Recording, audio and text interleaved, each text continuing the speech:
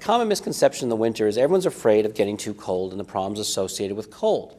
What people don't think of is you can actually get overheated. Most people put winter clothing on to keep them warm, but they put the amount of clothing on to keep them warm with no activity.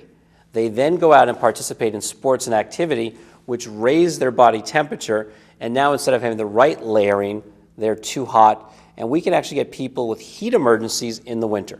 The key thing we want to have is different layers, and we want breathable layers underneath, and then obviously if you're in a winter environment where there's moisture, rain, snow, a layer above that prevents that moisture from getting in, but still allows the body to breathe out.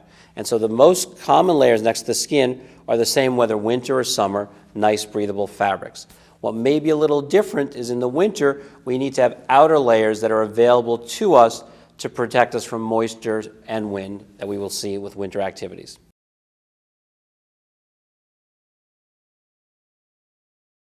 We do have to worry, especially in areas that have the colder climates, about frostbite.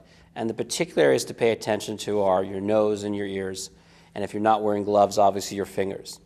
And it's important to make sure that those areas don't suffer frostbite. So if you start to feel pain in those areas, you start to lose feeling in those areas, you start to have changes in color that people see, those are all signs of frostbite. And the most important thing in frostbite is to get out of the cold environment.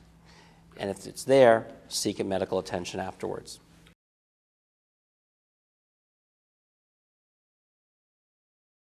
And the way you prevent winter injuries is you make sure you're not going to slip in the environment of the winter. So good shoes, good footing. Number two, whatever sport you participate in will have appropriate protective gear to make sure, should you fall, should you slip, you don't have a serious injury. For things like ice skating and skiing, that might be a helmet. It might be wrist guards for skating so you don't break your wrist. But the key thing to remember is it's better to prevent an injury than have to come to me to treat it. So make sure you wear appropriate protective equipment when playing in the winter sports.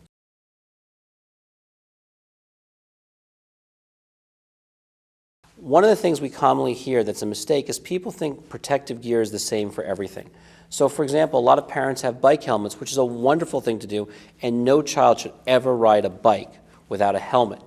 But they think that that is head protection for any event, and that's not true. The way one falls when you're skiing or skating is different than on a bike, and where the protection needs to be is different. So there are specific helmets for children and adults designed for skiing and skating. And if you're smart enough, as you should be, to use a bike helmet whenever you're biking, you should also understand that you have the same protection needs, and even more so because of the hard surfaces like ice, when you're doing activities in the winter, skiing, sledding, ice shoeing, and you should get an appropriate helmet for the winter to protect one's head.